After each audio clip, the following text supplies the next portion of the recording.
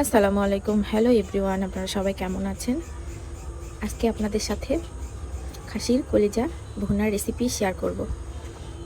কলিজাগুলো গরম পানি দিয়ে খুব সুন্দর করে ধুয়ে নিয়েছি। তারপর কড়াইয়ে পেঁয়াজ কুচি, পরিমাণ অনুযায়ী তেল, জিরে ফোড়ন, ডালচিনি, সাদা এলাচ, কালো এলাচ, আদা রসুন জিরে বাটা, মরিচ গুঁড়ো, হলুদ গুঁড়ো, লবণ পরিমাণ মতো দিয়ে মশলাগুলো কষিয়ে নেব। মশলাগুলো কষিয়ে নিয়ে তারপরে কলিজাগুলো দিয়ে দেব। কলিজাগুলো খুব সুন্দর করে ভাজা ভাজা করে নেব। কলিজাগুলো কষিয়ে নিয়ে একটু পানি অ্যাড করে দেব। তারপর আবার একই নিয়মে কলিজাগুলো আবার কষানোর জন্য নাড়তে হবে, যেন কড়াই লেগে না যায়। তারপর আবার একটু পানি অ্যাড করে দিব। আবার সেমভাবে কলিজাগুলো আবার কষিয়ে নেব।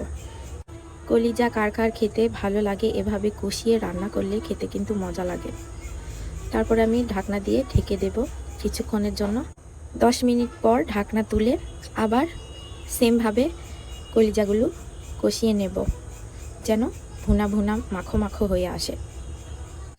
কলিজায় আবার বেশি পরিমাণে ঝোল রাখলে খেতে ভালো লাগে না, একটু মাখো মাখো টাইপের হবে, খেতে ভালো লাগবে। আপনারা এইভাবে রান্না করে একদিন খেয়ে দেখবেন, অনেক ভালো লাগবে। ধন্যবাদ সবাইকে আমার ভিডিওটি দেখার জন্য।